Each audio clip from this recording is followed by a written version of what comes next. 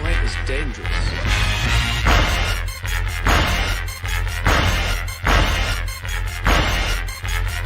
Bad feeling about this. You don't seem to understand something.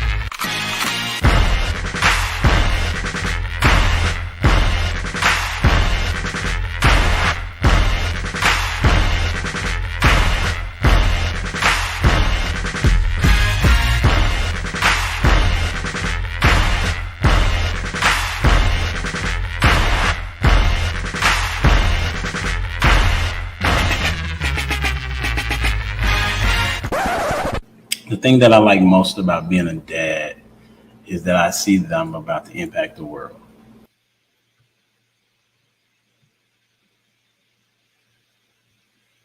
What's up, people? It's your boy Humble Dad. Welcome back to another edition of Humble Dad Podcast. We got a good one for you tonight. Why? Because I said so.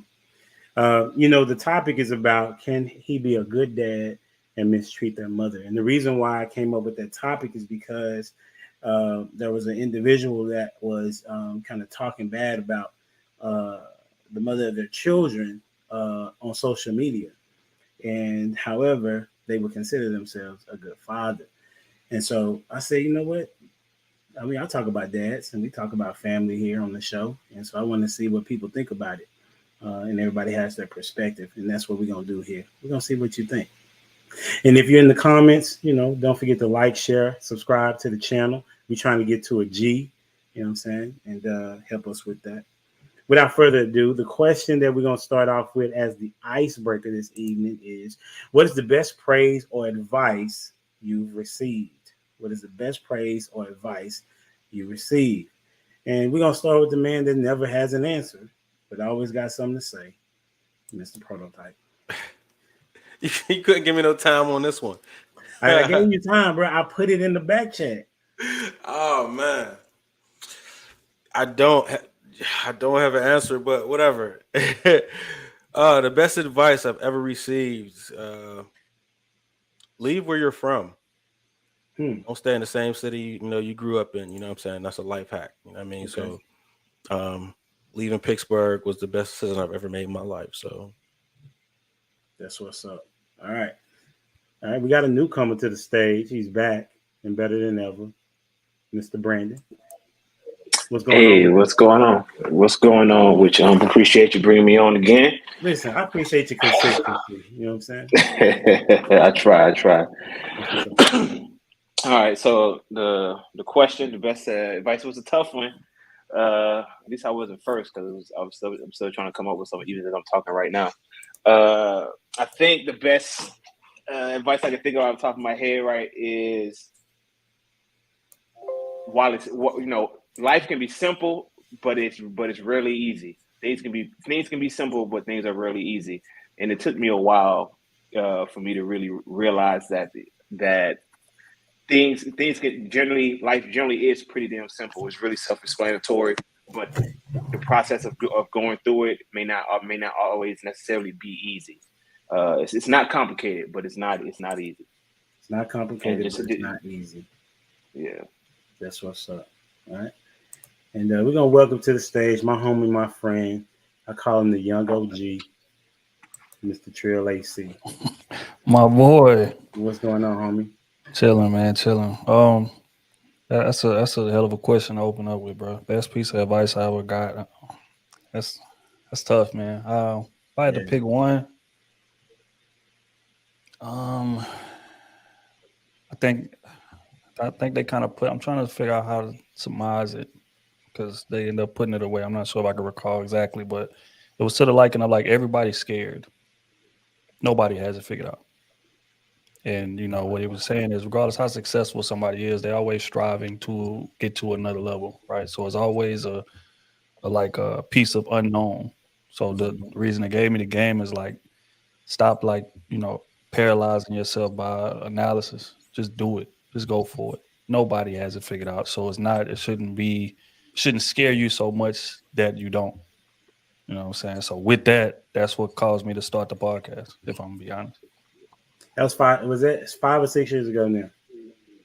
6 years ago. Damn, time passed by quick. Yeah, 6 years ago. That's what's up. And congrats on the success. You know what I'm saying? Appreciate it, G.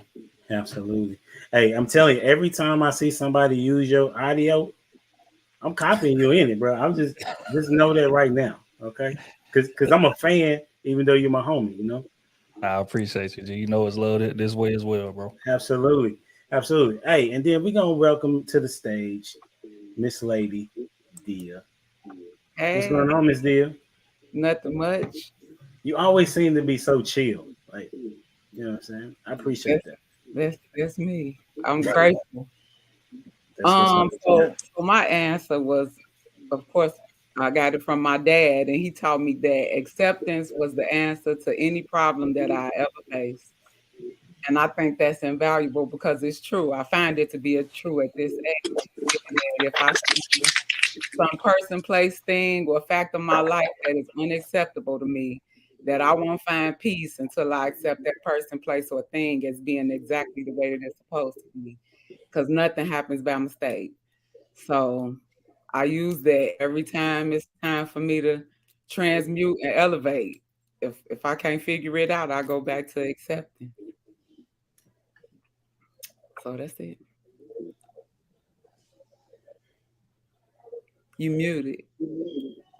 I appreciate you being consistent. Is what I was saying. Oh, and thank you for having me. Man, listen, I think I got the Dwayne bug because I, you know what I'm saying. Hopefully he'll make it. We can talk about him for sure. All right, and welcome back 2 weeks in a row, Miss Jennifer. What's going on? Thank you for having me back. I'm Absolutely. so happy to be back with y'all. I enjoyed it last week for sure. That's what's up. So for this question, with everybody else, this was actually a really hard one, but I'm gonna say it like this: the best praise I ever received actually reminded me of the best advice I received. So, Okay. a few years, I guess, 2 years ago, I started on this major workout journey for my health reasons and everything else, and it was hard. Elijah, you've seen some of the pictures. It's been quite a journey. So one day I was at the gym with my trainer, and I was literally ready to curse him and die. He had me working on the green, and this man crossed the green, the turf floor that they have at the gym, came right up to me and was like, "Hey, I had been working out for about 6 months at this point." And he was like, "I just want you to know, I've seen the progress that you've made. You were doing an amazing job. Keep up the good work." I did not know this man. I had never seen him before in my life. I was at the gym 3 to 5 days a week though. So, it's mostly the same people that are there, but I don't be paying attention. I just be there to do what I got to do and go. So that made me feel really amazing and helped power me through the rest of my workout. That is the best praise that I can think of at the moment that I received, but it reminded me of the best advice that I ever received from my mother. She told me when I was she told me this even when I was younger, but it was especially enforced in me when I was going into the workforce to always do my best, because even when you think nobody is watching you, somebody sees you. So always do your best, always, do what you're supposed to do, because even when you think nobody's watching, you're not falling through the cracks. Somebody sees you. So That's what's up. I would say the best advice that I remember is slow progress is progress. And so it was from my Aunt Janet, who was, I was having a hard time at the time. And she was saying, you are being productive. You just don't see the end result right now. And I can attest to that for sure, given the things that I've been through. That if I just continue to move forward, then I reach my destination. That's what perseverance is, right? So that's what's up. Well, that's a good start. So because it's going to be some interesting topics tonight. And I'm interested to see what y'all got going, right? Does anybody already want to say who's going to go first? Anybody want to? You ain't got to know the question. You just going to go. I just want to say real quick, man. Somebody got YouTube or something playing in the background. If y'all do mute it, or if y'all echo cancellation box not checked, make sure y'all check that echo cancellation box. We hearing feedback. Okay, appreciate that. All right, so the first question I have is, how can? All right, let's see. Let me get this. My bad. Who has the final say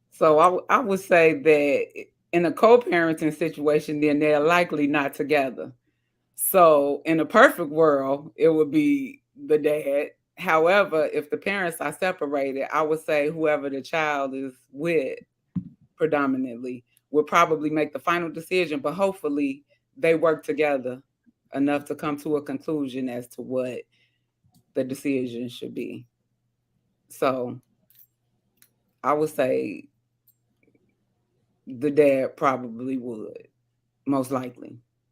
But it depends on the dynamics of the parents, how they work together. If they disrespecting each other and they don't get along, then it's she gonna go with whatever she want to go with. Maybe just to defy him, unfortunately. But that's what we do when we are immature adults. Hey, welcome, Mr. Dwayne. Hey, Keeping it Dwayne. consistent. You stay consistent for sure. Keeping it You consistent. came off mute though. Yeah, unfortunately, but fortunately. So you got the question: who has the final say in co-parenting? Just like y'all was saying, in the perfect world, it should be the dad. But I'm gonna go with the government. Sorry to say, but yeah, if worst comes to worst, take him to court. And we know that the courts favor the women over the men. So I remember there was a case where the dad lost custody because he questioned whether or not his child should be transitioned or not, and lost custody of the kid just because the woman had different ideas. So Dang, that's Oh, crazy. I Go need ahead. full context on that. There had to be more to go into that. what the mom thought the boy was a girl, and the dad thought Yeah, the boy. like a man can't just lose custody. There had to be a lot of other things to go wrong for him to lose custody of his child. You know what I'm saying? Like, and the idea that custody normally goes to men don't even fight for custody like they should. So Oh no, but the very fact that you're in an instance like that, I'm just looking at an instance like that, like that this whole new game in which we're going into transitioning your kids and all that stuff. That's a whole new field in which we're entering into. So with all this, where they consider it like a form of healthcare, the dad was depriving the child of healthcare. And I'll put it to you like this too: whenever it comes to spanking, right? The government say, "Oh, you can't spank your kids." I tell them, "Oh, hell, yeah, I can." But in that, like, you risk a chance also of losing your child just from a form of discipline. So, like, at the end of the day, I could give two diddly diddlies. I'm gonna still do my thing as the dad, right? But that's a risk in which people now run, as especially if you separate it. Because now, whenever it comes to disciplining the child, you say, "All right, well, no, that don't fly over at my house, dad's house," right? The mom could say, "Well, he's abusing the child." Now, who gets involved? The legal system. right, and Just everybody right. plead a case. So Yeah, look, yeah. I don't like putting out the rhetoric because men are already afraid of the law. We look at the law from a defeated standpoint. You know what I'm saying? So I hate the rhetoric of you're not going to win if you get in a court case. You know what I'm saying? So I just No, I hate didn't putting say that you're not going idea to out win. there because we I'm can not win saying it you're not going to if win. we fight. But we don't fight for it. We don't even go for full custody like we should. No, I'm just saying, like, the majority of the people that go to the casino don't win. So in that case, I'm saying, like, the court system is against fathers. Can they still win? Absolutely, they can. But it's just naturally stacked against them. It's not Or though. That's what I'm saying. That's the rhetoric. That's what it's not naturally stacked against men. We don't fight. So what? for So the what does fighting look like if you're saying that they don't fight? Going for full custody I and think you having talked about that before. in heaven and having like men will be like, oh, I want partial custody, and it's the thing of we understand that our children need mothers. You know what I'm saying? Only women will go for the full, no problem, but men have a better understanding of our children need mothers. So when we think about the court system, like we only go for partial or go for half. We should have half and they should have half type situation. But court is not real. It's not real life. You know what I'm saying? So get cut. Whatever legal, get the legal stuff handled, and then you can dish out whatever situation you want, as long as you have the control. You know what I'm saying? But get control first, and then just be a good king once you have it. Thing is, I think that's kind of tricky though, because let's say that we create a scenario in which the mom and dad make the same amount of money. Both of them are both filing for full custody, both people. They come into court. Everything is even on both sides. More times than not, the kid is going to the mama in that scenario in terms of being the primary custody situation. So I think that right there alone creates an imbalance. As a dad, you understand that like it got to be some real adverse circumstances for that I think court that to say, scenario is an nah, you know imbalance. what, we're gonna give the dad full custody, even though the mom is in here vying for it and she has a place to stay, she make decent money, all of that, but we're gonna give the dad full custody. You would be far-fetched if you're gonna bet like what and again, I would ask you this same scenario, given that scenario I just presented, would you bet every dollar in your account on the dad winning that case if all things are even on both sides and they both want full custody? Would you bet every dollar in your account that the dad will win in that scenario? I would if he's fighting the right way, like Prototype said. I would. I've seen it happen. On top of that, I think the scenario is not common as you're making it seem. There's a lot of chance, like women are normally hypergamous, right? It's never the same boat. You know what I'm saying? And I've seen women lose even in that kind of scenario where they ended up paying the child support. And, you know what I'm saying? And that way. So, like Jennifer said, it's if he's fighting for it, he could win it. Like I don't know if I'll put my money in that, but that scenario is not common, saying that everything being equal, because it's never two couples being equal. It's not normal. How old the child is may have a lot to do with it as well. I put my money on it. Mm-hmm.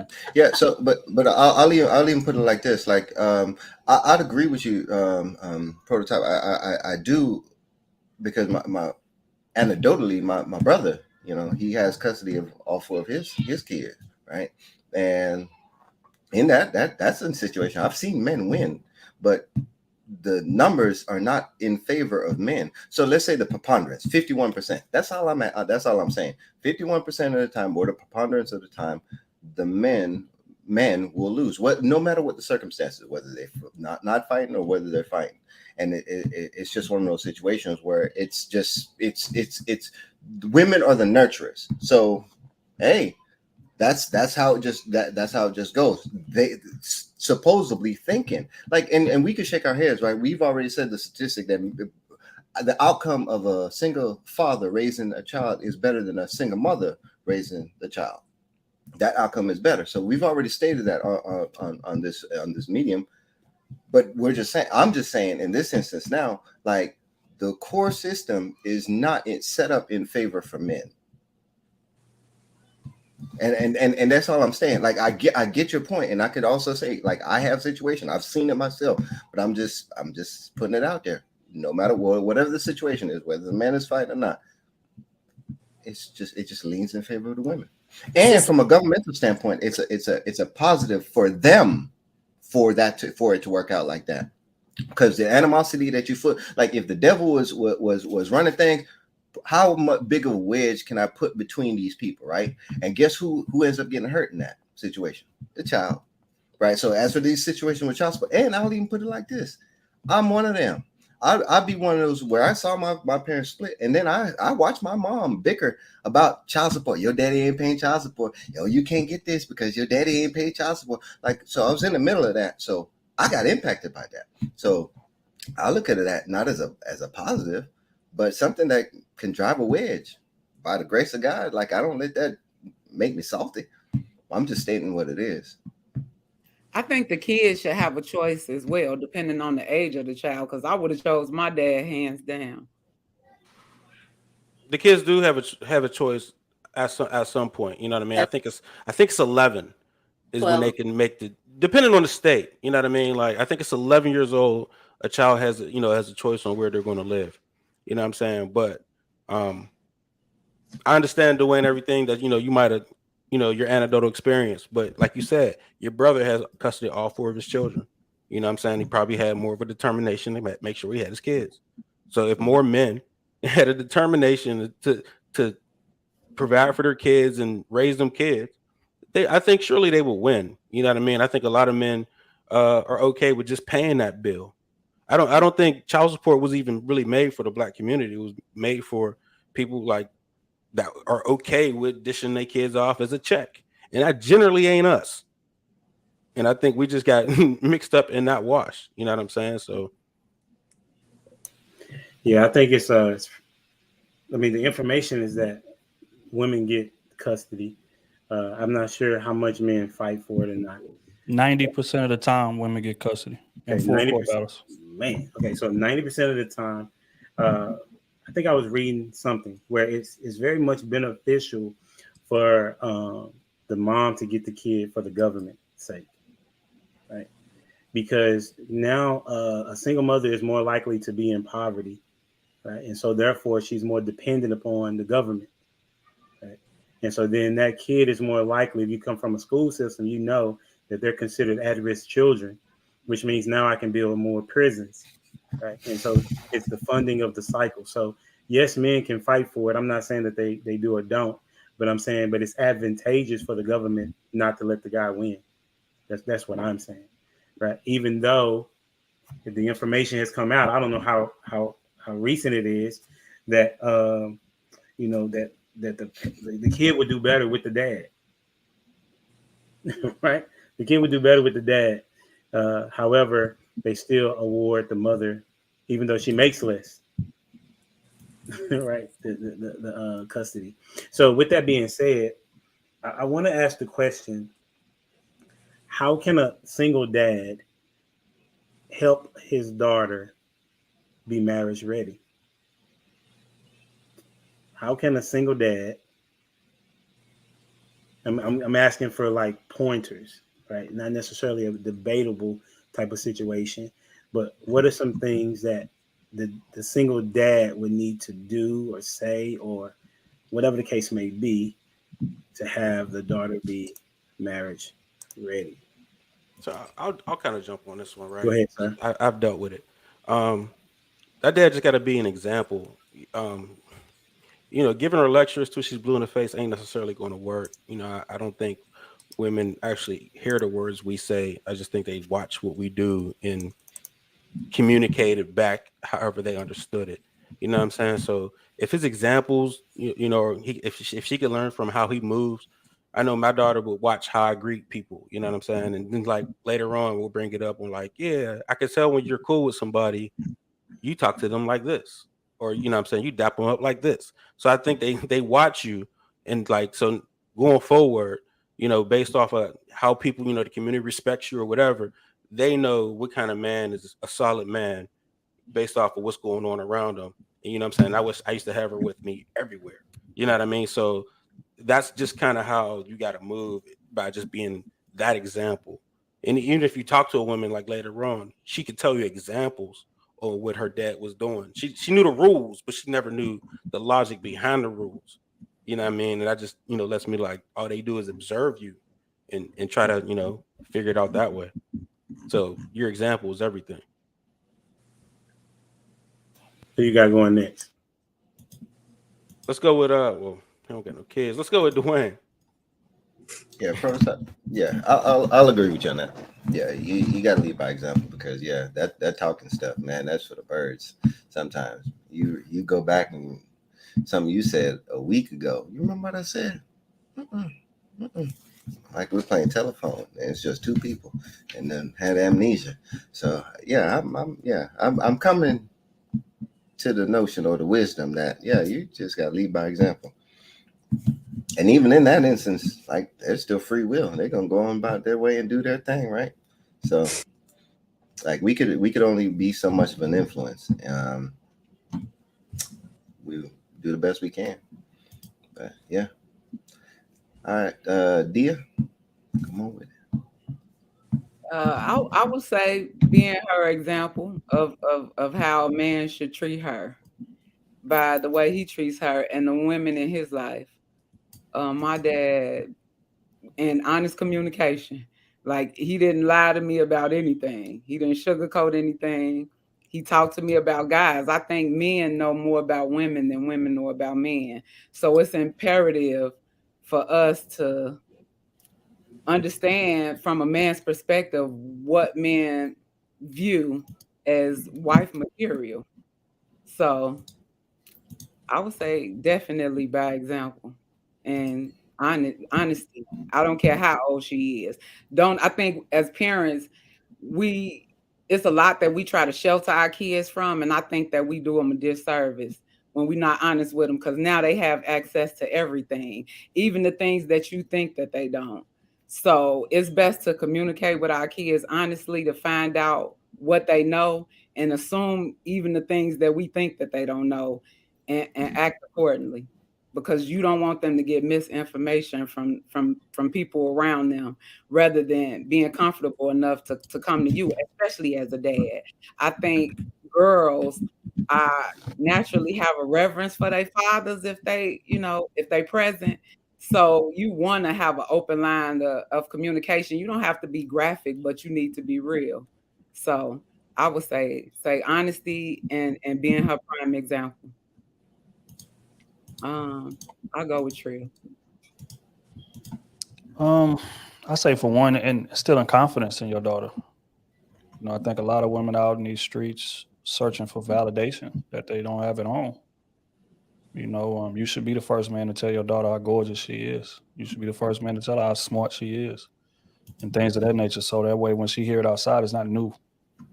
It doesn't, smack her. To whereas if you're not getting that at home, or if the dad not in the house, then she going outside and hearing that from dudes who have zero intentions for her that are that are good, and she gonna be more susceptible to fall for that type of thing, right? Compared to if my dad is telling me this every day, drilling this into me every day.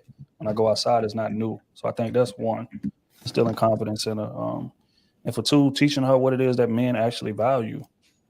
I think a lot of men drop the ball in that aspect. We kind of raise our daughter up to be just untouchable princesses. Like, man need to bring everything to you. He need to treat you this way. He need to deliver this. He need to be making this. He need to be driving that. He need to be living this way, or else don't even look at him. You see what I'm saying? So what does that do? That makes the daughter go out there with an entitlement mindset. She finally runs into one of those dudes that her dad was talking about, and she don't know how to keep him.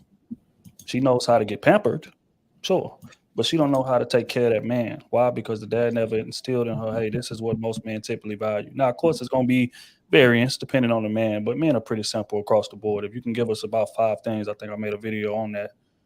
5 things. You did, bro. Promo that. You know what I mean? You can give a man about 5 things. You see what I'm saying? We'll be good to go. Most men, and then there's 1 or 2 things on the outside of that, depending on the man, right? But a lot of women don't even get those 5 to go outside with and have in mind when they run into the guy. So Can they you get those 5 real quick, and then come back to what you were saying? I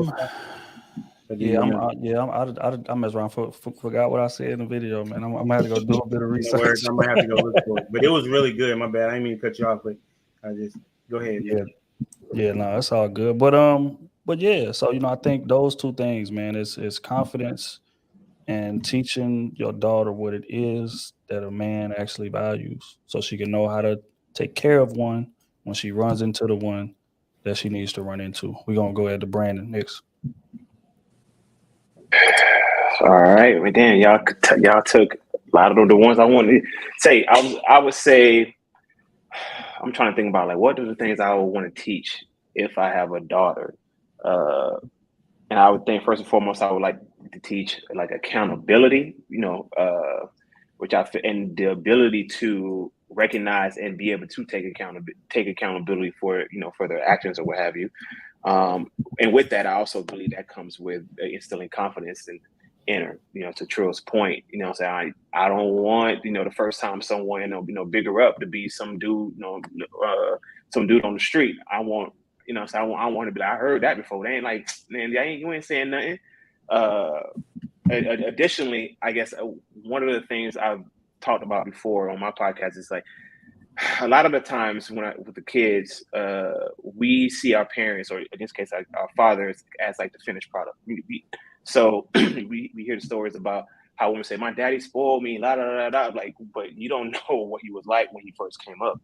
You only got to the final product.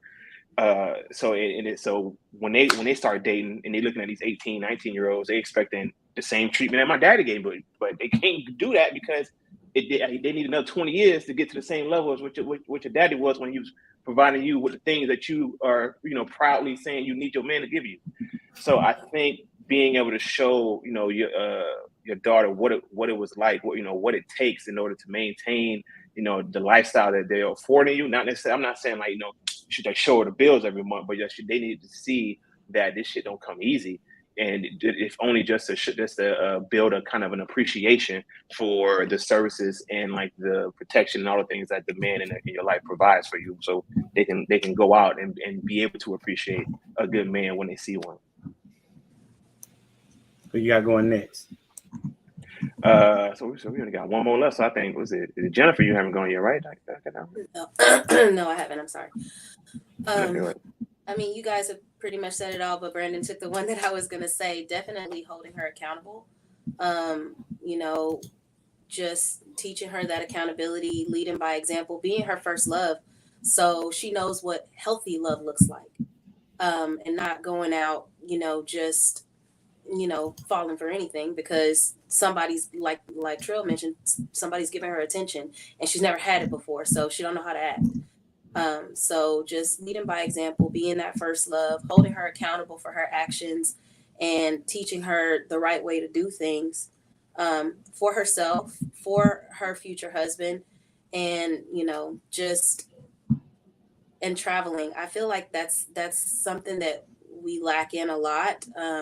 Taking our children to see the world and for themselves.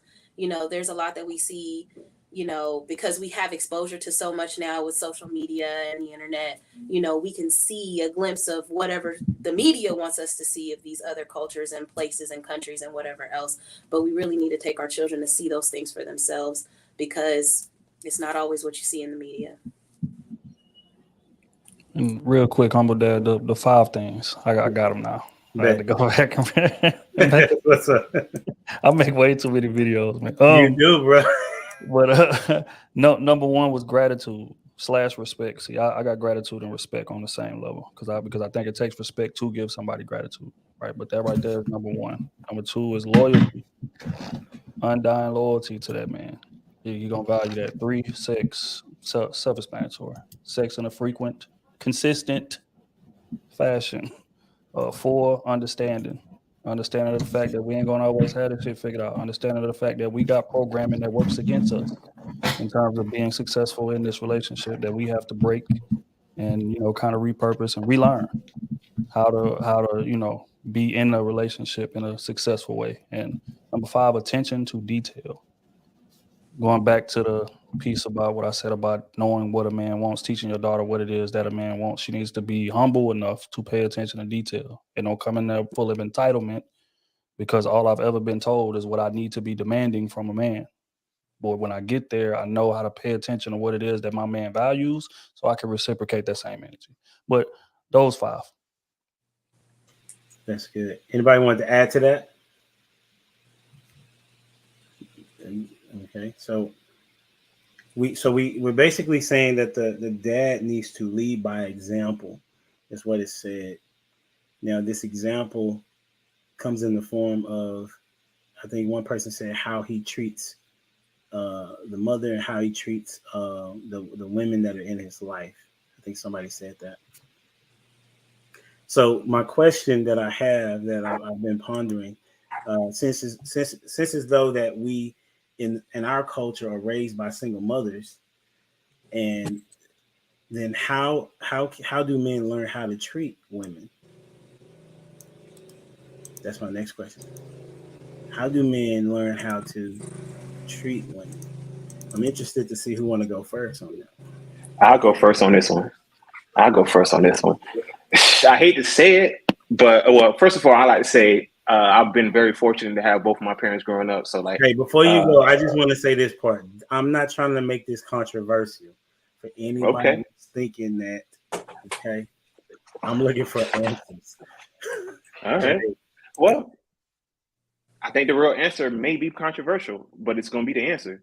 I would say that we learn it from the streets. We learned it from TV, hip hop. You know, we watching big pimping videos and all that. So I generally 1000% believe that is how a lot of the millennials and probably the Gen X's before learned how to treat women growing up, because that's all we had is what we saw. It wasn't nobody in the house who was really could reinforce a healthier behavior pattern, so to speak. And even if they did, you spending most of your time outside the house as a kid, so that definitely has a significant amount of influence on kids hanging with your homeboys or homegirls or whatever, and seeing what's going on out here, the big homies on the block and things of that nature.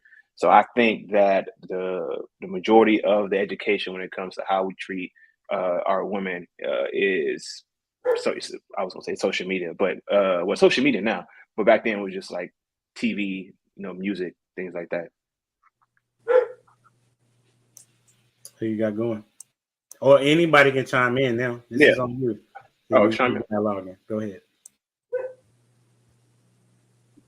Go ahead, Trevor. Yeah, I say, man, trial and error is how we learn. I think our parents have good intentions when they're trying to teach us how to treat women. But fact is that a lot of parents forget they was kids. They giving you advice from an adult mindset, and then you get out there with that adult mindset. Yeah, you want to treat all of the women right. You want to, be persistent. You want to be consistent. You want to take advantage. You want to be a one-woman man. You want to focus on her. You want to do all of these things. And then as a young boy, you go out there with that mindset and you get smacked with the reality that does not work in terms of getting women, right? The reality is what they should be telling you, what we got to learn from the streets, as my boy Brandon just said, is that there's a bit of toxicity necessary to get the woman's attention. Women value men. Most women value men who are highly desired by other women. That is a fact. Most women kind of desire a man that's not readily accessible whenever she wants him to be. Women like to chase a bit too, ironically. You see what I'm saying? So these are things that as a man, you got to learn when you go outside, and then you actually see it, right? You go out there and you try to implement what your parents told you about all the consideration and the straightforwardness with the woman and all of this one woman type of stuff. And like I say, she look right over your ass and go mess with old boy who done hit 3 or 4 of the cheerleaders already. He got about four chicks in the science class he on. He got a couple, you know what I mean? He doing his thing. And he ain't showing no kind of consideration. He ain't showing no kind of persistence, no kind of attention to detail, none of that. He out here moving in an extremely toxic way, but he's getting results in terms of the attention of these women, right? So again, if I'm advising, I would say you got to go outside. It takes a bit of toxicity to get their attention. Now, once she's your girl, then you can unleash all of that good stuff that your parents told you to go out there and implement and pour into a woman. But if you try to lead with that, you will be highly, highly disappointed. So that's what most men learn through trial and error, unfortunately. I like that. What'd you say, Jennifer? I said I like that answer. That's it'd be wild. They can't even refute it. I got you know what I'm saying? Like we'll say stuff like that, and they'll be like, oh, I can't believe you said that. And then you know what? He ain't lying. He ain't. I came from the street. So I definitely agree. And I'm a boy mom. So I have 2 sons. So I would say men should learn how to treat women from their mothers. However, because I have an adult son at this point, I don't know where he got it from. Oh God, he act like he was raised by wolves, and that's definitely not the example that he saw growing up. So the outside influence, as far as the music, as far as social media, this generation is a new breed. I would say in the past, my husband probably learned how to treat women from the street too. Lord, I just wasn't having it. So I would say from the women, they act accordingly. Women they're gonna accept it or they not. You teach people how to treat you is the way I was raised. So I would say from the women and what we've made acceptable or what they've made acceptable, because this another generation we dealing with right now. That's facts. So yeah, I'm not gonna ask a deer how to hunt it. You know what I'm saying? I'm gonna go to the I'm gonna go to the hunter and be very like, weird if you how you talking be to shooting deer, down them bro. bucks? So the You fact, know what don't I'm talk to saying? deer, bro. But I'm gonna keep it a buck with my sons, even though I'm a deer. I'm still gonna tell them what it is. I'm on his But side. the person who sniped you, I'm asking him. Yeah, but a woman teaches a man about a woman, just like a man teaches a woman about a man. I think they're going to learn it from whoever they idolize, whatever they idolize. So, like Brandon mentioned, if it's, what they see in rap videos and whatever, they learning in the streets and they don't have any other influence, other than, what some perceive as positive or what some perceive as negative, they're gonna emulate whoever they idolize. Period. So the best you can hope for is that it's somebody that's got some sense. So then, go ahead, Trill. I was gonna say just a short piece of advice for any young dudes that we have out here watching this, man. If you want to learn how to get women, when you take an economy class, I want you to study supply and demand and the relationship between them. And if you study that, and if you're able to grasp that concept, and I mean in a very deep way, you will be uber successful with women going forward. But if you go out there and you try to implement all that nice guy shit that your mama told you, your daddy told you. Well, let me rephrase, because daddy not telling the son of that your mama told you, you gonna get highly disappointed. And so But somebody asked, like, mama why ain't does it either take? necessarily. She gonna tell him the truth. It Well, depends on what his goal is. No, I think you gonna tell them the truth. Most Okay. women are not, and that right there is the problem. And again, somebody asked, why does it take a bit of toxicity to get women's attention? It's the same reason that it take a bit of toxicity to get man's attention. Fact is, people want what they can't have. It's just a fact. It's ingrained in us. That's what it is. Something that's readily available. Like you can go out there and buy a Ford whatever for $6,000. Everybody on this panel could. We're not gonna go do that. We don't want the Ford that costs $6,000. I want that Benz. I want that BMW. I want that because why? Because it means more. When I got it, it's a symbol. It's a status symbol. This thing was elusive. This thing costs a lot of money. This thing is exclusive. It's not readily available to everybody. Everybody not capable of going out there and getting it. So if I get it, that says a lot about me, and that says a lot about my capabilities and my status and how much swag I got, how good I look, all of these things. It speaks volumes to all of that. The person on your arm does that. And that's why it takes a bit of toxicity. It takes a bit of elusiveness. And again, I'm not saying lie to women, never. I'm not saying that. What I'm saying is you be bluntly honest, you tell them the truth, you move as if you don't really give a damn like that. But when y'all kick it, show a good time, you be a gentleman, all of these things, but you just not calling her every day. Hey, good morning. Hey, how you doing? Hey, did you like the date last night? Hey, did you this? Hey, did you that? No. You be a bit elusive. And then once she becomes your woman, then you can do all that nice guy shit that most moms is telling you to do. But you gotta go study supply and demand and the relationship between the two if you want to be successful with women. Otherwise, you will struggle. It's just what it is. I got a question though, Trill. What toxic trait can a woman display to make her still credible? I don't want no toxic traits, you know what I'm saying? But what is that toxic, that toxic level that women can unleash that still make her desirable by dudes? The same elusiveness that I'm telling men to have. Because fact is, men like to chase too if the woman is worth chasing of. We feel like she's on a high enough pedestal. You literally got women out here who say, I don't want nobody, I don't want no man talk to me unless it's money involved. I don't want no man do this, like putting all these boundaries, all of these barbed wire fences ahead, and it's a million dudes still chasing her. Why? Because she looked good and she's exclusive, and not every man has access to her. And if I get to her, it's gonna say a lot about me. It's kind of similar to what you be seeing a lot of these older Instagram chicks who are a bit over the hill, and then those young NBA dudes come in, and the first thing they do is grab her and cuff her up and take her out and do all of these things. Why is that? Because growing up, he's seen her on his phone throughout his whole career while he was trying to get to the league. And now that I finally got the money, now that I finally got the status and I can get her, I'm going to go get her. Why? Because she represents a status symbol. So to answer your question, the same elusiveness, the same inconsistency that men would show on the opposite end to maintain their intrigue. Women do that shit very, very, very well, especially ones who look good. I don't think they can keep it though. I don't think it gets them wife. You know what I'm saying? It's kind of like the 50 Cent Vivica thing. You know what I'm saying? Just to kind of compare what you were just talking about. You know what I'm saying? Like after you get her, you're like, that wasn't even worth it. You know what I'm saying? So I don't see a woman displaying toxic traits. It's helping her in the long run. You know what I'm saying? She could be elusive, but once she get got, you know what I'm saying? 1 or 2 times is fine with me. You know what I mean? So, but see again, I think what if she's a toxic teacher?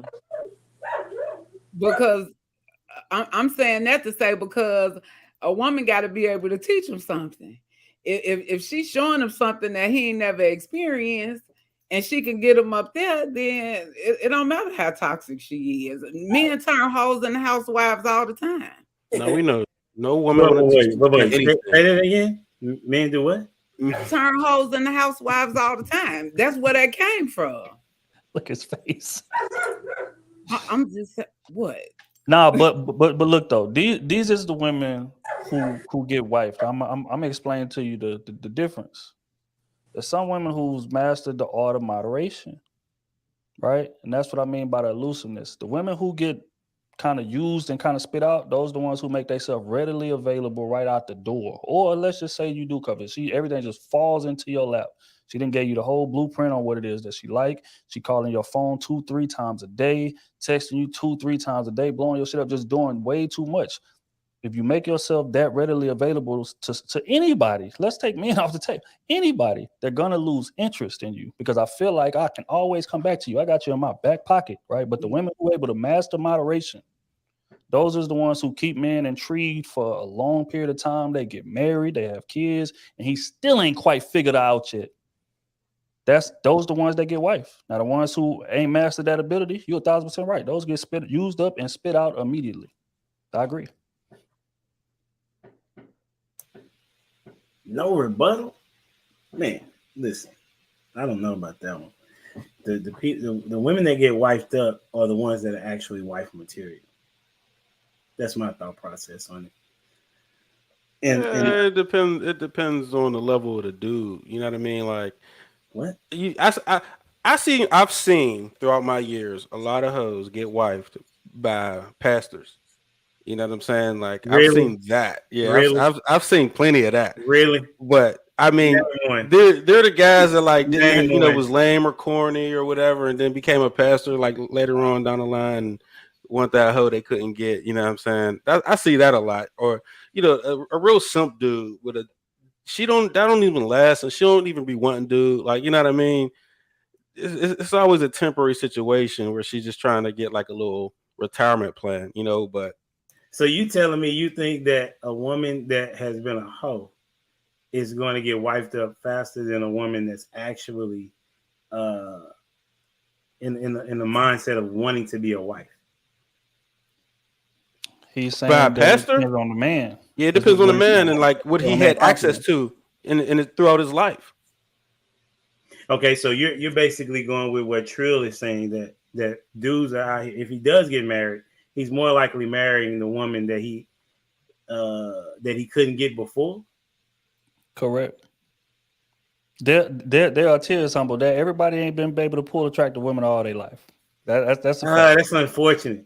I know, right? It's a goddamn shame if we're gonna be honest. But that's another conversation for another day. What I'm saying is this: it's way more of those type of men than the ones who can, right? And because that market is so wide, it's gonna always be somebody willing to wife up one of those chicks. I see.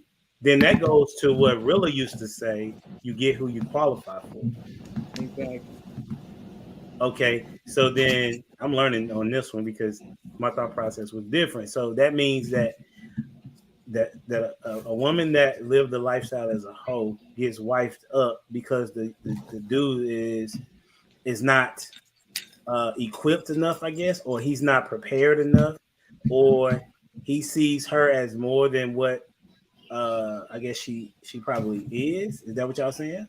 Yeah, he don't have enough confidence in himself. He sees her as a step up on the pedestal. Why? Because she hasn't always been available to him. That right there is the thing about hoes, right? You can call her a hoe all you want, but there's a big group of men who do not have access to that woman. And that's what it is. Now she might have got passed around the top 10% of men. I see where you at. But it's 90% of men who wouldn't even be able to sniff her in the same room. But once he start making that money, and once he elevates, get that nice car, he get that, start dressing a little better. Now all of a sudden, he got access to this woman. And he gonna look at her differently than a dude who done always had access. Dude done always had access. Be like, she all right. You know what I'm saying? Compared to him, he like, nah, I've been wanting this woman for 10 years. And she finally willing to go on a date with me. I'm diving at the opportunity. That's my wife. I don't give a damn what it is. I'm taking. And what level of hoe is she? Like, because in the real world, you got escorts, you got prostitutes, you got crackheads. You know, how blatant is it? Because he might not even be aware that she's a hoe. You understand what I'm saying? It's levels to this, like everything. I think dudes. Well, that's the thing, right? That's what I'm pondering. That how would this dude know? Exactly. See, now you got social media. Because this how you know. Because he done been that best friend that she could talk to as she was cycling through these men. And he was hoping to God that it was his turn. He got looked over 20 times until he glowed up. And she finally gave him that opportunity. So he done seen it with his own eyes. And he still ain't there a story about that? Jump at the opportunity, man. And there's a story about that. A chick curved a dude for 10 years, and then like she circled the block, and then they got together. I know it didn't work out on the back end, but that happened. That's a fact. That happened too. He was the one that went to crying about the guy that she was with and the abuse. He had a front row seat for everything, so he knew exactly what to do to get her when it was his turn. And when he got his turn, boy, did he take his turn. And he's married to her, and they love each other to death. Do they? And we can't forget about Pretty Woman. Huh? Ooh, that's a movie though. What? Oh, you talking? That's a movie though. Based on what? All these movies are based on reality. What I'm saying though, and I'm saying in Pretty Woman, he could have had any woman that he wanted. And he chose the hoe. He did. But I'm saying, that's what I'm saying, that guys that typically can have any woman they want are not going to choose a hoe. That's what I'm saying. Trill was saying that the guy that is not he doesn't have the same ability, he don't have the same access. You know what I'm saying? He is going to be having to be at a lower tier of a woman, basically. If you want to put it as a tier, I apologize if that's insulting, right? But I would think that a hoe is low on the totem pole, right? From a woman's perspective. Depends on what you like. Depends. Yeah, what I'm saying. It's certain. It's certain. But it's certain hoes that move with discretion. Like they respectable hoes. So what Dia is saying is 1,000% right. Exactly. You got certain hoes who just blatant with it. I'm outside. I'm hitting whoever. It is what it is. And then you got a certain level of hoe who is just discreet. You would never know unless somebody slip up and then say something or whatever. But she just carries herself like a great woman. I know one right off the top of my head who was an escort for 12 years, and she married to a millionaire right now. He had zero idea of her past like I do, and that's the game, man. Exactly. And like men have rosters, women have rosters too. Don't start that, Dia. Don't start. Most men don't have a roster, Dia. We just most men don't have a roster. Okay. The top 10% do. The top 10%. But that means 90% don't. That's facts. Okay. I'm speaking from a woman's perspective. When a woman is dating, she got a guy likely that she can call for everything that it is that she needs.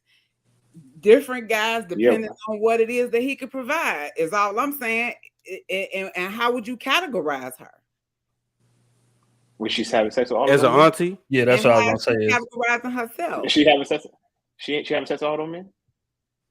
The ones that she has, the plumber man, so she only got to do certain things with certain, okay. There's a whole book out there about it. Hoe tactics. And one of the nowhere on that list is you have to sleep with that man. But they teach you how to get everything you want out of him without having to sleep with them. Well, that just lets you know that dude is a whack. We need to expose them. We need to Here you expose go. them. Look over there, say you're goofy. But look though, the dude, like, we live in an era right now to where there's chicks on Instagram who got dudes sending them $300 cash apps just cause. Yeah, 400 just cause. She won't even text. She don't even have a number. He trying to gain her attention. Hey, baby, here go $200. Go buy you something nice. And now again, for a guy who's used to getting women, you look at that and be like, what the fuck are you doing? But for him, that's his only way in. That's the only way she would even look at him. The only way that, you know what I'm saying? So again, dudes got to use what they got to get what they want, like Players Club. but that's a tale as old as time. It's certain dudes, even attractive women, it's certain dudes who will give them zero effort and get everything out of that woman. And then there's other dudes who got to bring everything to the table: consistency, the money, the nice car, the house, and all of that. And she's still going to put him through the ringer. And those the ones she don't like. That's what it is. Yeah, I just seen a clip that this woman was saying that this dude was the first dude that didn't cheat on her.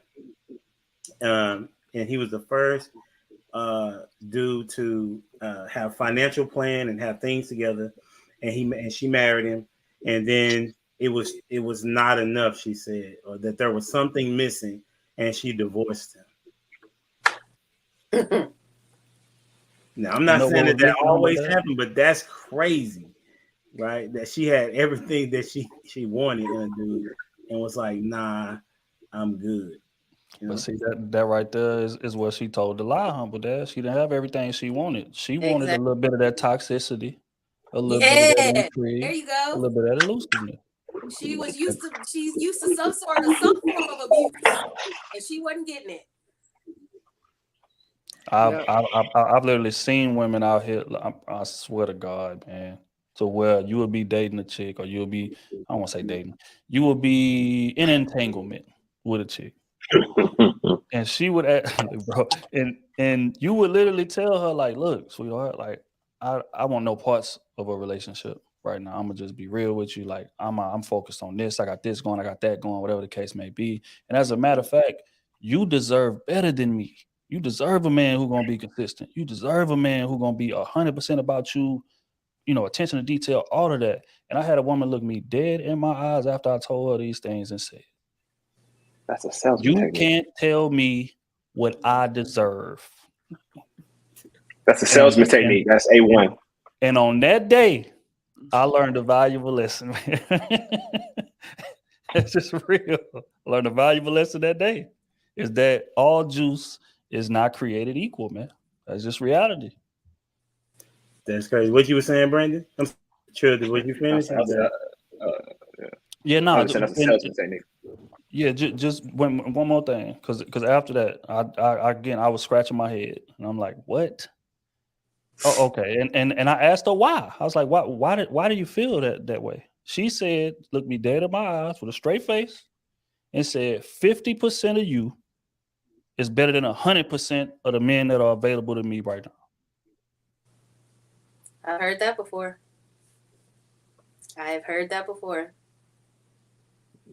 I mean, it ain't tricking if you got it, right? But the thing of it is that if I mean, there are some women that are like that, but I wouldn't necessarily say that those. Man, so this is a long way from the original question. Which I know. Does anybody know what the original question was? It was. Can you be a good dad and mistreat the mom? No. It was parents. The daughter learn from, or man how like to treat a woman. Yeah, there you go. Yes.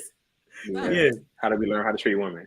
How can a dad teach a daughter to be marriage ready?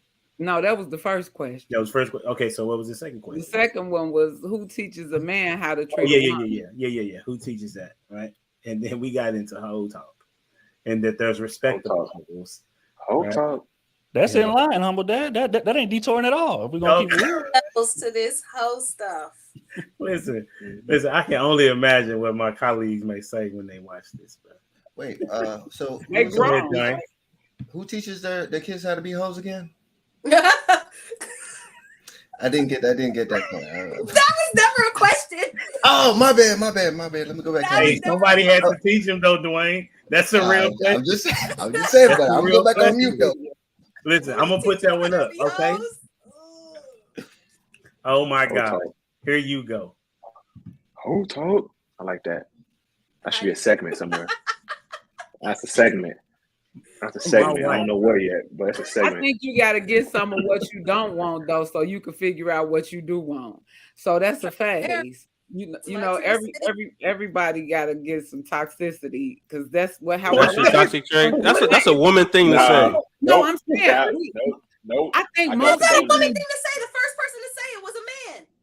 And most people learn through pain. When everything is well, we ain't trying to learn nothing because we think we know already. Lessons are best learned in blood. Exactly. This is some women. That's a woman thing to say. Look, y'all both saying the same thing.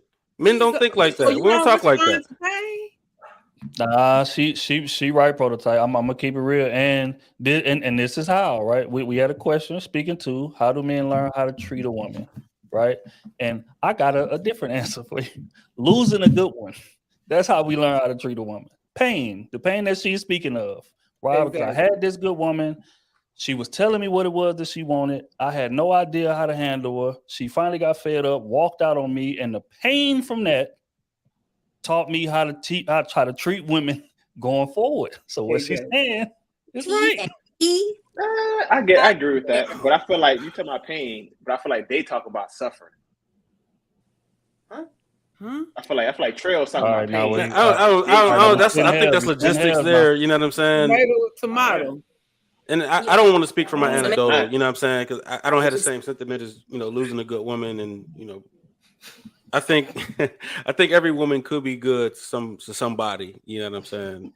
It just depends on who that guy is. Because, like for somebody else, like she could be hard to get. And then for me, she could be, absolute, you know what I mean? Whatever. I don't want to, go too deep. But that's not true, though. Say, according to Prototype, if I go back into the archives, let me clarify. Go ahead. What? No. You can't according to me, what? according to me, what I say? You said you can make any woman a great woman. Yeah. Oh, okay. Yeah. Why is that? Please elaborate. Because I'm me, and she'll do what I ask her to do. Now, am I going to accept, the baggage she come with, blah, blah, blah, blah, XYZ? No, but she got to be qualified. You know what I'm saying? But is she going to come up under the, the prototype plan? Yeah, she's going to be a damn good woman. Right. Like you can't say there's a particular standard. There is a standard on what I'm willing to accept. Any woman, the one is what you said. Oh yeah, I can make any woman the one. Yeah, I don't believe in there's no one. So then that means you can turn a hoe into a housewife. No, I'm not doing that. I didn't say. How do you know if you have or not? Are you doing it? But can and how do you know if you did? I can do it, but I'm not. I wouldn't, and I haven't. You know what I'm saying? Like, I used to play the catch and release. Like, I like, I teach them up and let them go, and they get married after that. So you're a wife coach. Is that what you're saying? Period. A wife coach is crazy. I ain't know where to put it like that, but I like it. I like it though. My boy. not a life coach, but a wife coach. My boy say he a wife coach, man. Catch and release him. What you got on it, Dwayne? Oh, what was the question again? I want to know. You said that people are teaching people how to be hoes. That's what you said. So he think is responsible for that. Yeah. Yeah. Who's responsible for teaching women to be that way? The parents? For both men. Can men be hoes? Yes. First and foremost, do not transition. No, I'm not. No, I just needed a point of clarification because Yes. we seem to deviate from the men. Okay, cool. The answer is yes. Criticism of men. Yes. So okay, so men can be hoes. No, so we it's did both talk about things. simps, bro. We did talk about. Oh well, cool. I must have missed that one. Yeah, I was okay, late. go ahead. So yes, men can be that as well. All right. So if men can be hoes and women can be hoes, it's being taught by their parents. All right, because there's only so certain amount of hoism that you can trait that you can have while living under my household without me noticing. Right? Okay, because I done had some toxic hoes myself, right? All right. So if my whole alert start going off, be like, hey son, what you done brought home? All right. Same thing. Hey, daughter, like what did you bring home? Okay. So I'm gonna start asking questions. Okay, so because right? Just saying. So it's learned by the parents. So if and I'll put it like this: that's one of my fears as a father because of my hoism. Okay, so because I was out there trying to swing at everything, pitch in the dirt, pitch over the head, everything. I'm swinging at everything. Now I teach my children to don't do what daddy did, right? Even though we know that's been going on for generations, where that's what the parents try to do, right? Trying to do better than what they did. But it's like that's one of my main goals. Like, hey, you can't be a stripper or a hoe. Okay. I don't think parents teach their kids how to be hoes. I think they create the doorway for somebody to manipulate that person to be like, so, whatever flaw the parent didn't teach or coach or whatever the doorway is for that guy that comes in there, if he recognizes it, he could use it for the greater good or the greater evil. You know what I'm saying? And that would be purely up to, who she deals with, how she deals with. And unfortunately, once he does what he does, if he's not a good person and he ships her off, or you know what I mean, she's going to learn a little bit or she's not, and the line of manipulation of the guy she's dealing with can last forever until she actually learns, and by that time she's like, we ain't gonna get into that, but you understand where I'm going with that. Same thing for the guys. Don't do Yeah, that. I think Don't do that. I said that. Hell yeah, I said that. Hell yeah, I said that. Because some of these men can get strung along, right? Because like what y'all saying, like they were taught about this nice guy to be the nice guy, right? And that women will manipulate that nice guy to get everything that she wants, and he will, at the end of it, he doesn't get what he was truly looking for at the end of it. So that's why I'm bringing up as for the piece about the men as well, because both sides have to play it smart. Both of them have to be intelligent about who they're messing with. But you already know, based on society, right? If you get manipulated as a man, you're getting clowned.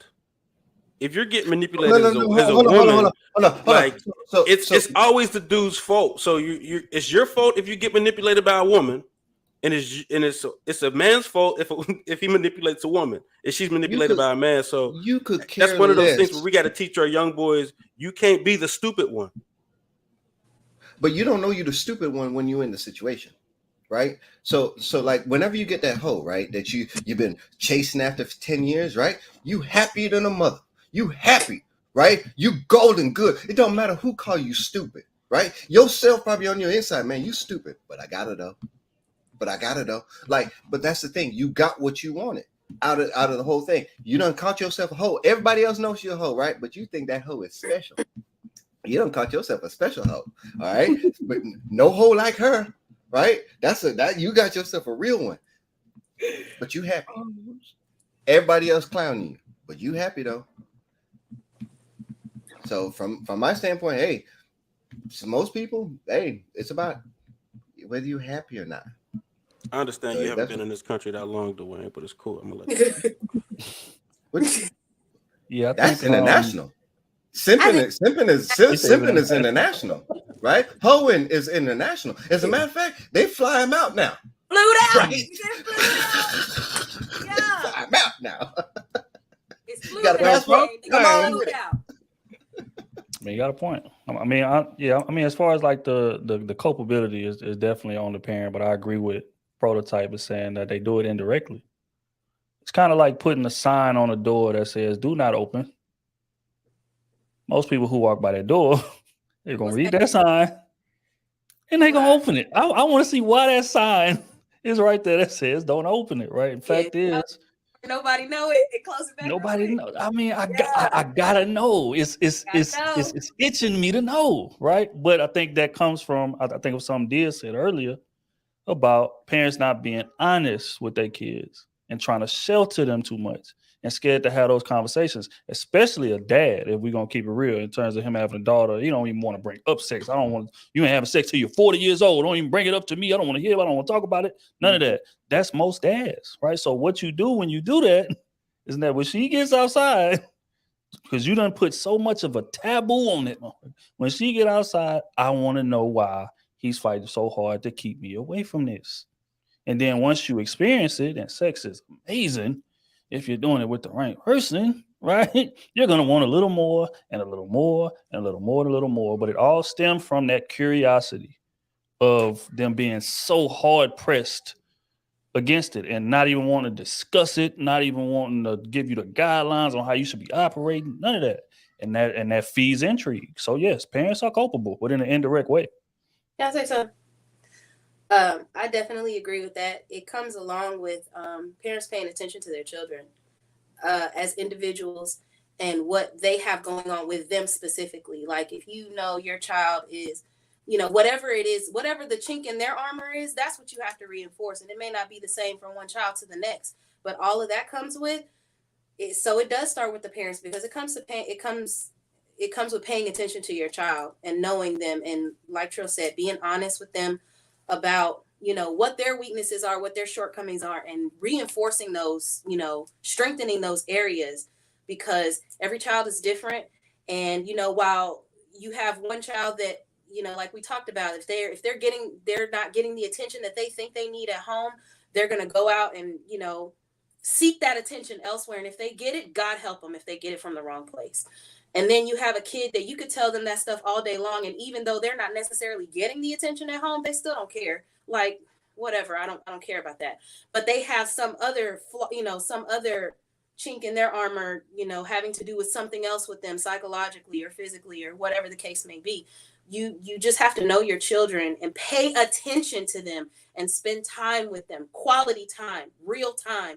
And that's not time going to the movie, sitting in silence. That's not, taking them to school. No, you spend quality time with your children, reinforcing those areas that need strengthening in them. It's still a different type of attention.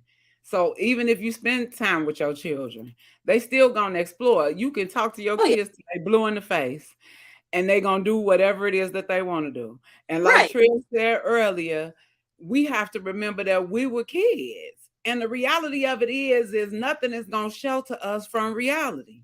So when they do fall, if they slip up and become a hoe, you got to reel them back in. Hopefully they ain't making no babies. Hopefully they ain't caught nothing that ain't no cure for. Hopefully they can redeem themselves mentally and spiritually, if nothing else, because they ain't getting the physical part back.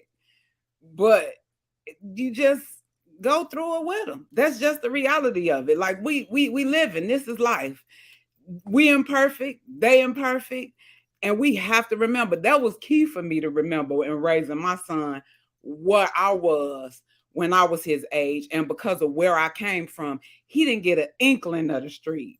I got out of that life while I was pregnant, as a matter of fact, because that's usually the catalyst for women, unfortunately. But I got out of it immediately. You would think that he was planted on the street the way he moving right now.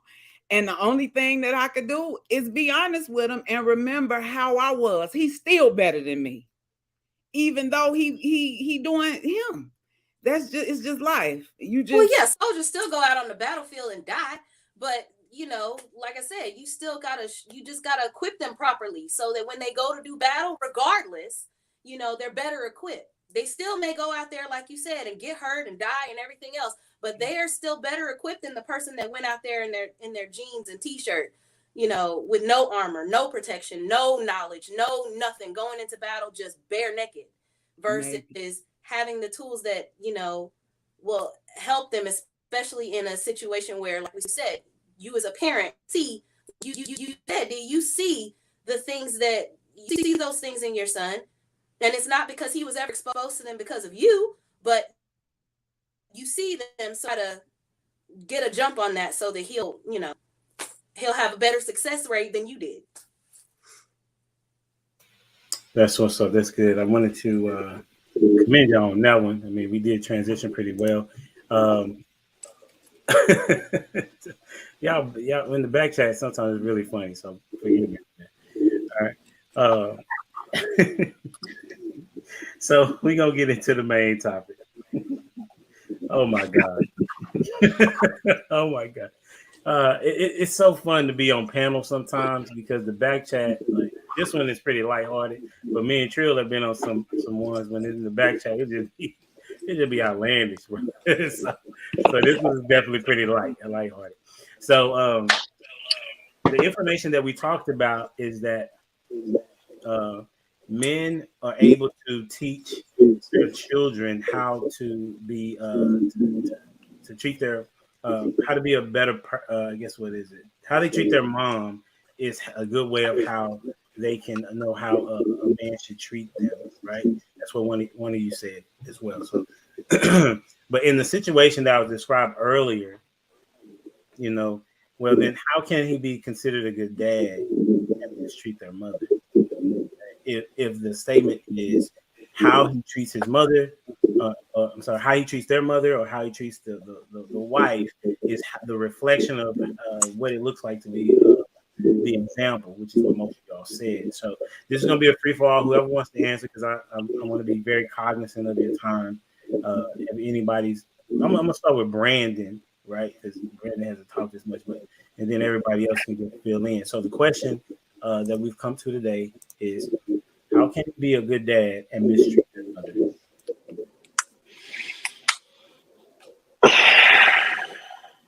Okay, I'm good. Shit. Can y'all hear me? I'm not hearing that. Everybody muted. That's why. Okay. How can he be a good dad and mistreat their mother? Okay. Well, the first thing that comes to mind for me is the relationship that a dad has with their kid is not. It's not the same as a relationship that they would have with the mom. Damn, I hate the fact that it's like the mistreating their mom.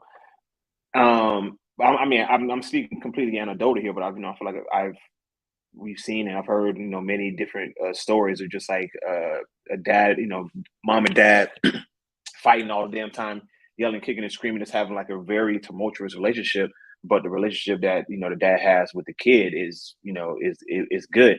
And that being said, I can't imagine the relationship with the kid will always remain good as they grow up and see that their dad is mistreating their mom, and that's going to be a whole problem right there. I would imagine, but at this point in time, I can't see how, at least on the long term, how he can be a good dad and mistreat their mom. At some point, they're gonna clash. It's gonna come butt heads. Some. Okay. So one thing I have seen is I've seen men really love their families, right, and love their children, and be terrible husbands, but not necessarily like abusive ones. Just less of a man than they should be. You know what I mean? When some men are just in marriages, they stick for the children, right? So if you look at that relationship, he does everything he can for the children. Maybe he's the coach. Maybe he's always spending time with the child, but when it comes to his wife or his woman, she don't get any dates, she don't get any appreciation. I got one of my guys that's on the pod with me. He used to get his daughter better gifts on Valentine's Day than he did his own wife.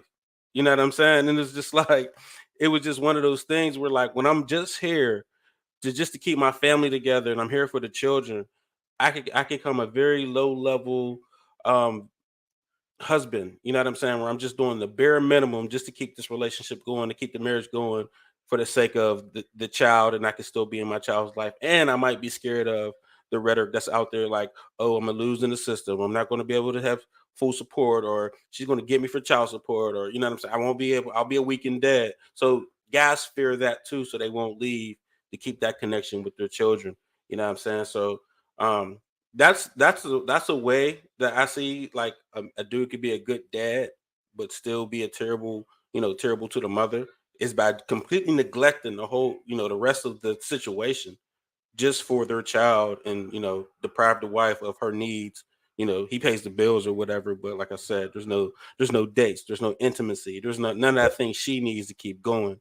But even still, I think that's abuse, because a real parent knows that you need that other side to be fully functional, to give the kid the best options available. You know what I'm saying? If you want to make your child really well rounded, so if he's really about his child, he would, cover all fronts. But so that's my piece. I kind of look at it like the pie chart method, in my opinion. The way a dad could be good and mistreat the mom is if he's great at everything else. Just like me taking a test. If it's 10 questions and I miss one, do I pass it? Sure, I do. Just like if you have a dad who's treating the mama extremely well, treating the kid well, showing up to everything for events, all type of stuff, but he broke. He can't necessarily provide. They live in situation is unstable, but he, in the situations that whatever they in, the motel or the whatever they staying at, auntie house or whatever, he's spending a lot of time with the kid. He helping the kid with his homework. He's showing up to football practice. He at the PTA meetings. He doing all that. He taking care of the mama. He valuing her and, setting a good example and all these things, but he can't provide financially. Right. So again, I think it's a cumulative thing if we're gonna speak about it that way. Now, what I will say is that you can't be a great dad. You can be a good dad, because the example you set is so important in terms of how your kids are gonna move when they leave that house, right? So whereas, again, if you mistreating the mom, if you cussing her out, whatever. And again, mistreating is a shaky word if we're gonna keep it real here. Because it's so much nuance that can kind of, that kind of goes into that. But we just gonna attack it for face value. We're not gonna really break I'll it go with down. the word disrespectful. Disrespect. Okay, yeah. So okay, yeah. So that right there is way more flush of a definition. So yeah, because the example that you set for your kids is so important and it's so, indicative of how they're gonna move when they leave.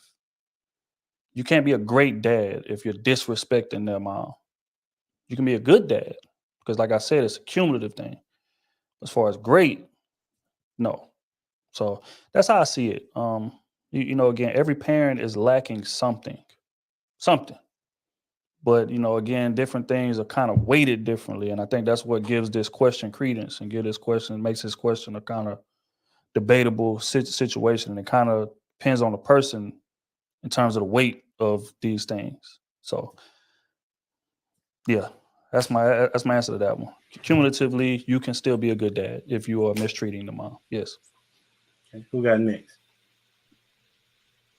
I'll go next. Go ahead, ma'am. So the question says, how can he be a good dad and mistreat the mother? So you didn't say man, you said he. So in my mind, he has nothing to do with being a good man. I would say a good man is not capable of being considered a man if he's lacking character and integrity, which means that he wouldn't disrespect or mistreat his child's mother as a man. But as a dad, I would use myself as an example because I talked about, on Father's Day, that my dad was my first love, but he was also a heroin addict. So, according to society standards, that probably wouldn't make sense. But because of how I've evolved as a person, I see how necessary that was. I wasn't there when he was abusing my mother or all of the things that I heard that he did. So that wasn't my experience with him. And because of my own evolution and consciousness, I would say, like I described him as perfect. That sounds like an oxymoron, but he was perfect for me because I wouldn't have learned everything I learned had he not been my dad, despite everything that was wrong with him, according to society standards. So I would say he could be a great dad and mistreat the mother on one hand, but I don't know if he could be a great man and mistreat the mother. Okay, who got next? I'll go next. Everybody's viewpoint has been really interesting, and I love hearing all of this because my dad died when I was like 2, so my mom never remarried, so it's just been me and her. So it's still once again, it's really hard for me to answer, but seeing other people's experiences, it is possible. Like Trill said, it's kind of like a cumulative, and I think Prototype said it too. It's kind of like a cumulative thing. He can excel in a whole lot of other areas and not excel in that area. I feel like as long as the children aren't exposed to that, which is a slippery slope, like Brandon said, eventually those things are it's gonna come to a head. You know, kids see and hear a lot of things that we think they don't. So just because you think they don't see or they don't hear or they don't understand because they can't, readily express it back to you, they do. So it is a slippery slope, but it is possible. But like Dia said, he can be a good father, but he may be a terrible man if he's, mistreating the mother of his children. The woman that, while he may not, be on good terms with her, regardless, if he loves his children, they are only here because of her. So. And I also think, just real quick, him being honest with the kids and putting that disclaimer out there I don't want to say fix that, but can earn them some more points in a sense of, hey, this not how you move. I'm messed up. Whatever the case may be, how I'm treating your mom, that is not it. I would love to do better, but for whatever reason, I'm not. But I just want you to know, this is not how a man is supposed to treat a woman. So I think if you honest with them and you give them that game, then it can kind of cushion that a little bit. But most people don't have that type of conversation. They just move and do what they do. The kids see it and they thinking, okay, well, if my daddy doing that, it must be right. Right. So when they go out in the world, then they kind of emulate it. But I think, we as kids, me as parents, we gotta be a bit more honest. Who got next? Ah, man. How can Mr. Wife Beater? Good dad. What you say? I mean, you got on the wife beater, so. Oh no, that's only on Tuesdays. Oh, my bad. It's Hot Shirt Tuesday? Okay. No, I'm kidding. Oh man. I'll say it like this. I'll use my beloved brother on this one. So, love my brother to death, right? And what I see is he did mistreat the mothers of his kids. I remember actually getting in a fight with him. Actually, like wanting to get fist fight because of the treatment and way.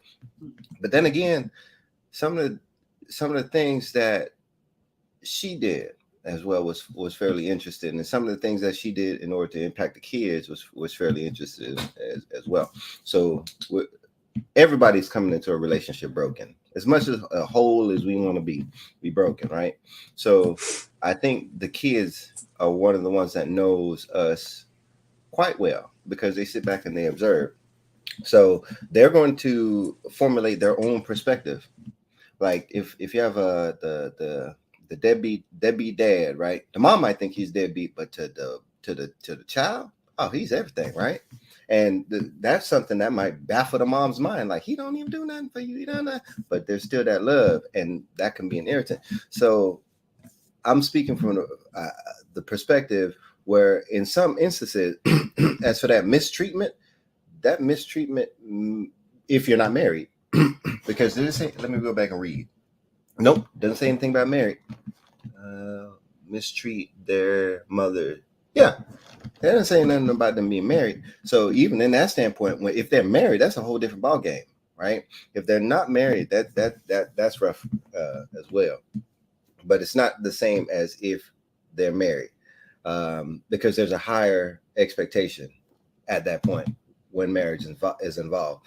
But as for mistreatment, just like y'all saying, as for respect, that's tough. If you don't respect what the mother is doing, because not all mothers are the good mothers. I'll put it like that. Not all dad or fathers are good fathers. If you put it on that same spectrum of good, better, best, like good is at the bottom, right? Like there's always things that just because you're present makes you a better dad or a good dad compared to the father that's not present, even as whatever baggage you got with you. So for me, the best way to be a good dad is, first of all, I would say you can't mistreat the mother because they will see that. But as for that mistreatment, if the mother is putting themselves out there, like let's go, the mother's a hoe. Okay. All right, let's circle back to what we were talking about earlier, right? You can't respect that. You can't respect that. Okay? The woman out there, the college chick out there stripping for her college tuition. For those people that respect that, hey, good luck to you, but you just can't. I can't respect that. I can't respect a hoe in that standpoint. So from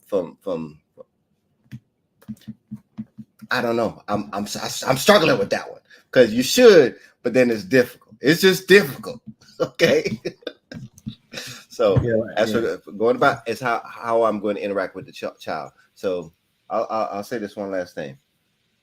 Whenever parents bicker about the other parent to the child, that in itself is a disrespect to the child and the other parent. So just belittling and bringing them down, like you can shoot it straight, shoot it how it is, right? But then sometimes we do a little bit more, a little bit extra in order to bring that person down. And then we have to question our own hearts and our own motives. And your child is going to do the same thing because they're watching. That's what's up. That's why I thought it would be a very challenging question. But I was looking for answers because, I mean, if we're saying that the way that the learning takes place is how the dad is treating the mother, that's how he or she learns to be a good. That's how a son will learn how to be a good dad, and that's how a girl sees how she should be treated by a man, right? If that's he's supposed to be the example, and the example is basically him and the mother, then I'm like, how is he going to be a good dad if he is supposed to be the example in that particular regard? And what you all said was that then he would need to only show his affection and his love towards that child, and that child can never see that interaction between their mom if it's something that is of toxic or disrespect. That's what it sounds like. So been real good conversation, man. I really appreciate you all this evening. Before we go, let people know where they can find you at. I mean, the two people that went ghosting, like they didn't know that we was gonna be done. You know what I'm saying? You know what I'm saying? So we'll start with Prototype. Where can they find you, bro? Man, you can find us on TikTok, Instagram, any platform, Spotify, on Prototype Dad podcast, man. Look us up Tuesday night. We go live, so come holler at us. That's a bet. Deal, what you got? You can find me on IG at A Rose from Rebel. My podcast is coming soon, so I'll let y'all know there. That's a bet. Brandon, appreciate you for coming, man. What you got? How can they find you? You can find us on IG and TikTok at the Buffet Pod, and you can find us on YouTube as well. We got the podcast drop every week, so check us out, man. And Trill AC, I don't think you really need no introduction, but listen, bro. You're semi-famous, bro. Okay. Oh my God, man. Listen, I'm gonna give you your accolade. I told you, Trill. I'm gonna give you your accolades. Okay. So just appreciate it. Just say thank you and move on. Appreciate you, G. Thank you, man. Go ahead, man. Crew season everywhere, man. That's Instagram, TikTok, Facebook, YouTube, all streaming platforms. Podcasts drop every Tuesday. Yeah, man. Subscribe to us. Rock with us, man. If you ain't already. Humble Dad, I appreciate you having me. You already know that, G. Love. Already, homie. Jennifer, where can they find you?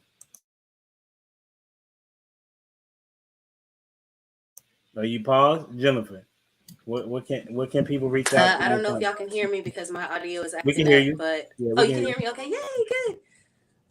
You can find me on IG at CurlsArlise, CurlzArlise. That's a bet. And Dwayne, what can they find you when you're not wearing your wife beater? Okay. On Tuesdays, DwayneJonesPhotography.com. Not on social media though. That's a fact. All right. Well, it's been real. It's been good. You can find me here, obviously, on YouTube and Instagram. And as well, if you need to check out more things that we got going on, it's humbledad.life.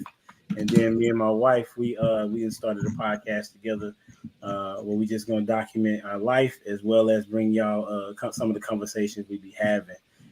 There's some jewels. Oh, shout out to, I don't know who else has other things, but Trey, I did check out the Champagne Wives. Is it Champagne Wives? You need to get that plug too, bro. Yeah, man. Salute to the Champagne Wives, man. They are doing their thing. You know, we collab with them sometime last year, and then there was our turn to return the favor this time, man. But hella fire content. I think it's the latest video on their page, if I'm not mistaken. They put out part 2 today, so I mean, dope conversation, man. We in there talking that fly shit. So if y'all ain't checked it out, pull up, check it out, man. It's great dialogue. That's a bet. Until next time, we out here. Deuces.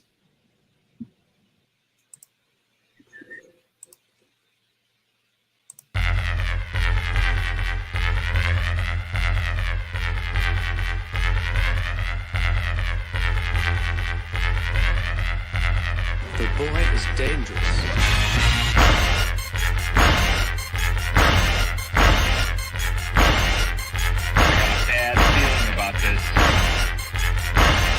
You don't seem to understand something.